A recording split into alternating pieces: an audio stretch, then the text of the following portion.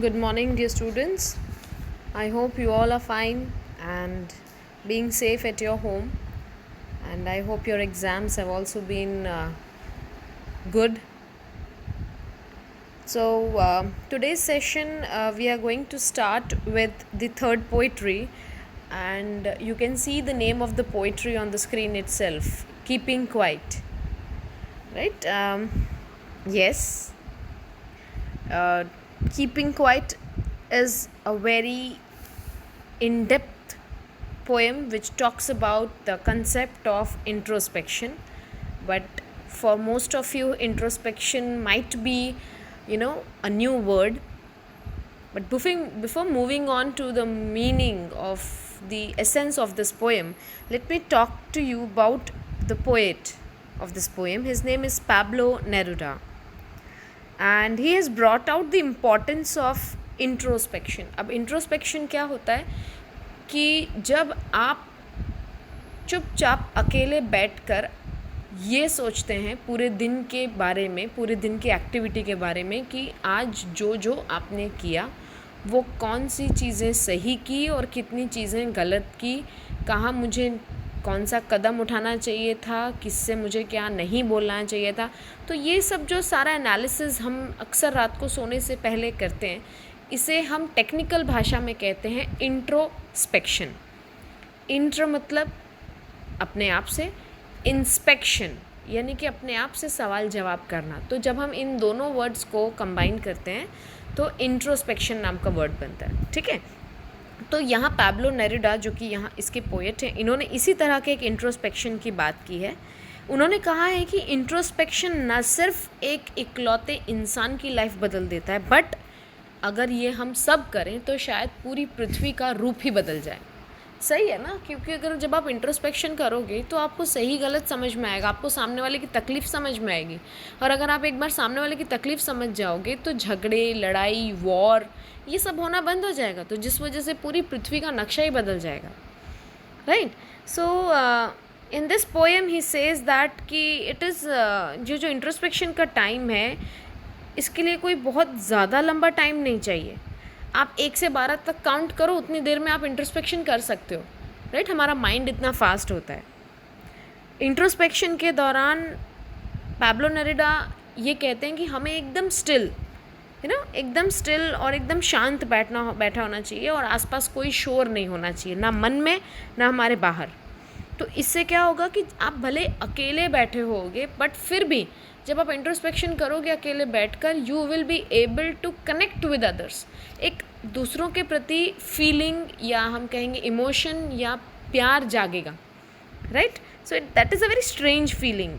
It's a feeling of togetherness. सबके सबसे अलग होने के, फिजिकली आप भले सबसे अलग बैठे हैं, but spiritually and emotionally you will be together with everyone.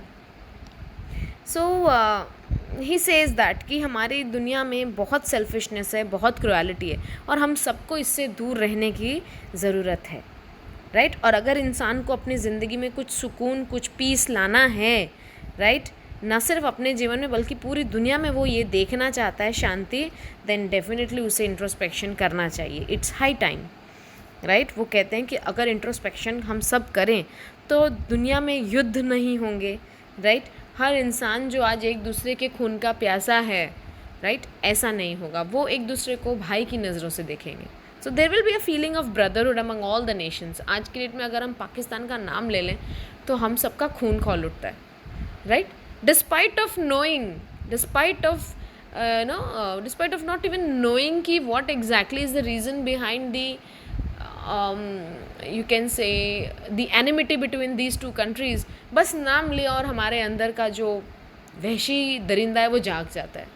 Right. Why? Because we are very much influenced by the people, what they say to us, by the things that go around us. Right. So we definitely need introspection and this is really a very good practice.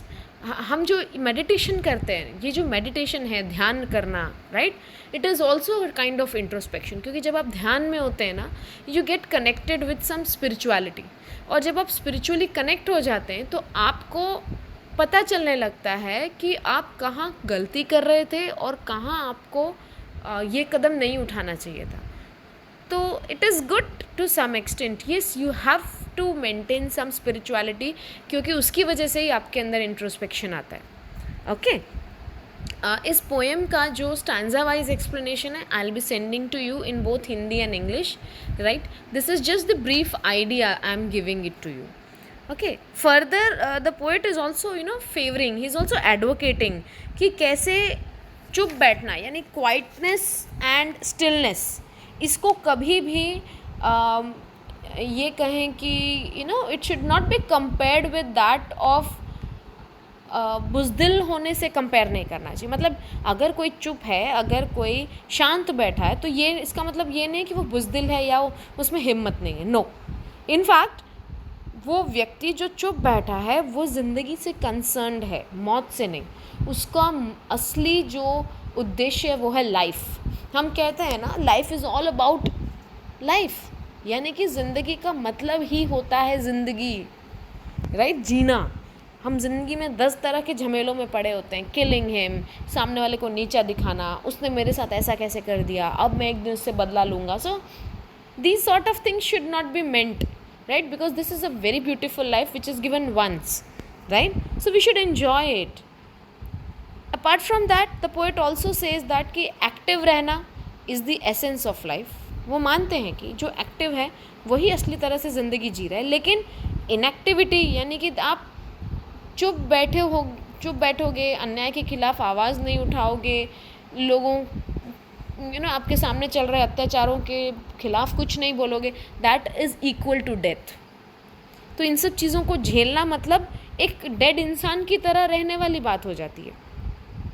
He says that for a fresh, better and a useful activity, a little stillness, स्थिरता जिसे हम कहते हैं, और थोड़ी सी खामोशी की बहुत ज़रूरत होती है अगर हमें लाइफ में सुकून चाहिए तो, राइट. पोएट ने एग्जाम्पल भी दिया है with an example of earth.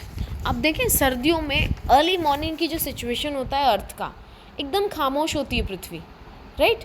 चिड़ियाँ भी इवन उनके चहकने की आवाज़ नहीं आती है, एकदम फीका दिख रहा होता है पृथ्वी का रंग रूप. ऐसा लगता है कि मानो the earth is dead. But बहुत जल्द ये खामोशी आपको स्प्रिंग सीज़न के रूप में जवाब देती है. जब विंटर के बाद स्प्रिंग सीज़न आता है तो हर तरफ फूल खिले हुए होते हैं, चिड़िया पक्षी जो दूसरे हैं वो सब चहक रहे होते हैं, चारों तरफ बहुत ही वंडरफुल एनवायरनमेंट होता है. सो जो पृथ्वी जब विंटर के सीज़न में हमें डेड नज़र आ रही थी, वो खुद को प्रिपेयर कर रही थी. खामोश रहकर वो खुद को आने वाले स्प्रिंग सीज़न के लिए प्रिपेयर कर रही थी. तो उसी एग्जाम्पल की तरह हमें भी कुछ देर के लिए स्थिर होकर quietly we need to prepare ourselves for the upcoming future in a very positive manner, right. जैसे हम अपने स्टूडेंट्स की भाषा में कहते हैं ना, क्या एंट्री ली है. सो दैट एंट्री, वो एंट्री प्रिपेयर करने के लिए आपको खामोशी से तैयारी भी करनी पड़ती है, right. So basically in winter the earth becomes so still and silent and it seems that it is almost dead. But as soon as the spring appears, it is proved that earth is alive, not dead. It is having new beauties and new colors added to it. Similarly, after a little stillness and silence, insan can resume back to his activity, and that too in a very fresh and better manner, right. So this is the main crux of this poem, right. As far as the explanation of each stanza is remaining, I'm going to send it to you right away, right. Please go through it, and in the next period I'm going to send you the question answers along with figures of speech also.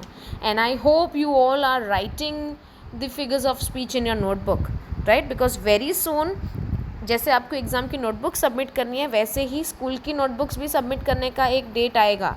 तो all of a sudden उस time पे तुम लिखने बैठोगे, that too in a very bad handwriting. So please make sure that you do your work as and when it is given to you. Don't keep it for later one, right.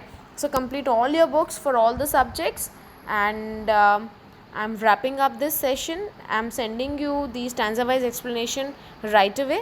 So whatever you have not understood, you can message me. Thank you so much.